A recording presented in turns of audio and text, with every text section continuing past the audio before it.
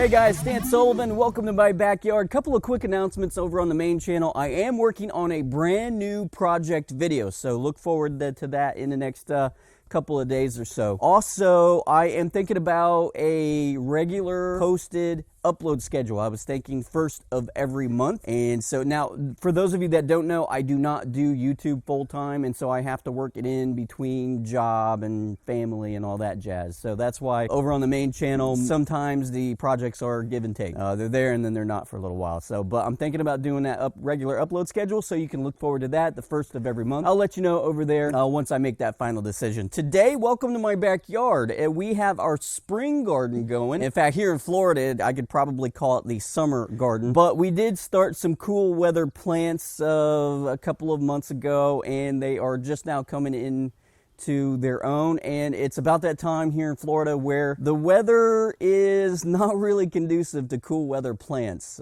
Broccoli, things like peas, things like that, don't really do so well down here in Florida. That's really something that you start in October and grow them over the winter time down here. But we missed it in October, so we wanted to try it here in the spring. We're doing some tricky stuff to try and keep the broccoli from wilting, and so I'll show you all that. So what I want to do is just take you around the garden and show you everything that we got going on this year. All right, so right here you see that we have a 4x8 bed of tomatoes, and this at one time was an early girl variety. We started them from seeds a couple of years ago, but then we just sort of kept the seeds from the tomatoes that we got from them, and so these are sort of early girl slash other things. It's a hybrid nowadays. The early girls were actually a determinate variety, so they would grow, they would produce all their fruit, and then they would die off. But these don't actually seem to do that now. They are solid plants, very disease resistant, and they also resist the heat here in Florida pretty well. But they produce their fruit and then they continue going. So that's why I realized that they're kind of a hybrid nowadays. But you can see in here, we've got them all caged up, and I've tried to do a really good job of keeping where the tomatoes are, keeping everything trimmed back. That way we get sufficient airflow running through here and we don't get those diseases. Now this time of Florida, the humidity is not really a big thing to worry about because it hasn't really kicked in just yet. So all those diseases such as mold and things like that aren't really a big problem right now, as they will be in a couple of months. Now this year, we've also decided to do something, even though we're short on space and we don't really do a lot of vining plants, we did decide to grow some watermelon and cantaloupe. And for the cantaloupe, what we did is we just bought a cantaloupe at the store and then saved the seeds and threw them in the ground somewhere, and we actually got a lot of sprouts. What we intend to do is actually get maybe a gallon bucket. I'm not quite sure. I'll have to look it up. I'm not sure how much soil a watermelon plant requires, how big the root system gets on that. I need to look that up. But we might do some 5-gallon buckets, and we're going to put them along the fence line over here. And then we'll just do 2 over by the chicken coop, and then 2 over by the oak tree, and then 2 over by the sandbox, and we'll let them kind of grow towards each other, to vine towards each other. And if I can just keep the weeds at bay, well, hopefully we'll get some watermelon. And then the cantaloupe, we're actually gonna put on the other side of the house along the fence line, and we're gonna do the same thing there. We're gonna put 2 over on one side on the front of the house and grow towards the back of the house, and then we'll put 2 towards the back of the house and let them grow towards the front. So hopefully we'll get some cantaloupe and some watermelon this year. All right, so right here, and you're gonna have to excuse my squinting, the sun is actually right there beating right down in front of my face here because it's about 10 o'clock in the morning right now. So over here in this bed, we have another 4x8 bed that we put some bush beans in, and there's probably 1, 2, 3, 4, 5, 10, probably about 15 bush bean plants in here. And I know I was kind of pushing the space on that a little bit, but these are actually doing quite well. We've gotten probably a quart of beans so far, and so hopefully these things will keep producing. In fact, I can see just looking at it right here that there is several beans that are almost ready to pick. We might pick them tomorrow or something like that. But these guys are probably the best looking bean plants that I've ever actually planted. And I've actually been watching some videos from this other YouTuber called MHP, And so I've been kind of doing what he's doing, which is just fertilizing the poop out of these things. Now over here is our blueberry bush, and this blueberry bush has been with us for probably darn near a decade now. It's probably 7 years old. It has struggled, and blueberry is one of those things here in Florida where it's kind of hard to judge. Just about the time, there's been a couple of times that I thought that plant was a goner.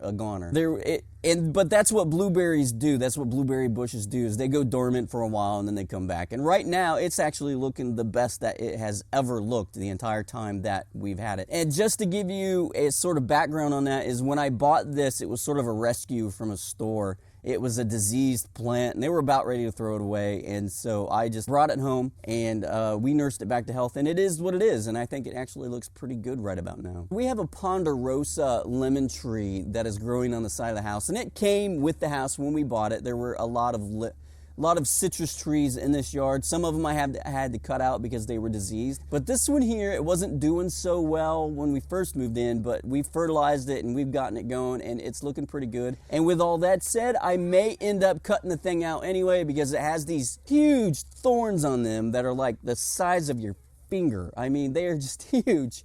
And it is unpleasant to pick the lemons from them. And plus, we have little ones running around the yard, and I'm afraid that the little ones are going to fall towards this tree or something and hurt themselves on those thorns. And those thorns are as sharp as needles. So that tree may actually come out of here pretty quick. But right now we're going to keep it there because it serves as shade for our broccoli plants. And right now it is probably, I'm sitting in the sun, it's about 10 o'clock in the morning, and we're pretty darn close to 90 degrees right now. And this broccoli, without the shade from that lemon tree, it wouldn't even be what it is that you see it being. Back over here, in between, we've done some companion gardening this year, and we've tried this in the past, but I decided to do something a little bit different this year. And this year, over here with the tomato plants underneath, in between them, we've actually planted some radishes because I like radishes on salads and things like that. These radishes, what we do is we pick one spot in between each of these tomato plants and we plant a bunch of radishes every week. And so that way, every week we have a new crop of radishes that will show up. And it's actually working pretty well. And then over here we have a smaller garden bed that I planted. I don't know what this is. It's sort of an odd size. I just sort of built it out of some extra lumber that I had sitting in the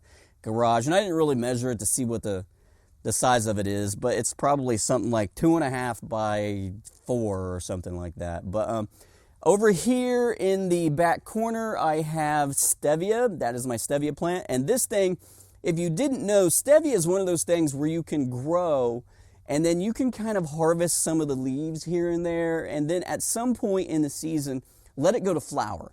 And then once it goes to flower, and once those flowers die off, they become brown. Those are the seeds that you want. And what I find is when I try to harvest those seeds and then save them and then try and start new plants, it doesn't really work all that well. But if I just let them kind of die out right here where it is, every year a new stevia plant comes up in its place, and it's just been great. And that has worked out. This stevia plant's been there for several seasons now, and it just keeps coming back. I get new stevia. And you can dry it out, grind it up, and put it into your coffee or, any kind of sweetener that you should happen to want. I use it in my coffee. And then over here, these are pepper plants, just regular old bell pepper plants. I've got some green pepper plants, I believe, somewhere in here, some red ones, and then over here in this planter that I have a video on, by the way, over on my main channel, I have some orange bell pepper plants as well. And we actually have a whole freezer full. These are actually very, very old plants. And you can tell by the way that they look that they're not looking all that great right now. But they sort of are at the end of their lifespan. And on this one right here, I have a beautiful, awesome looking red bell pepper plant. And this is probably the same size bell pepper plant that you would actually find in the store. I'm very proud of that. We've been letting it ripen up, and people keep asking me, can I pick it? Can I pick it? I would pick it, but I actually have just been sort of saying, no, stay away from it. I want this to ripen up a little bit more because I actually want that really deep, rich, red, sweet bell pepper. All right, so over here we have our Italian parsley, and this thing as well has been with us for quite some time. This is actually more parsley than we'll probably ever use. And then next to it is a celery plant, and this celery plant, again, just one stalk, does, you know, everything that we need it to do for its family now. And then next to that is some chives, which is actually now flowering, and we may get some seeds from it. So hopefully that will turn out.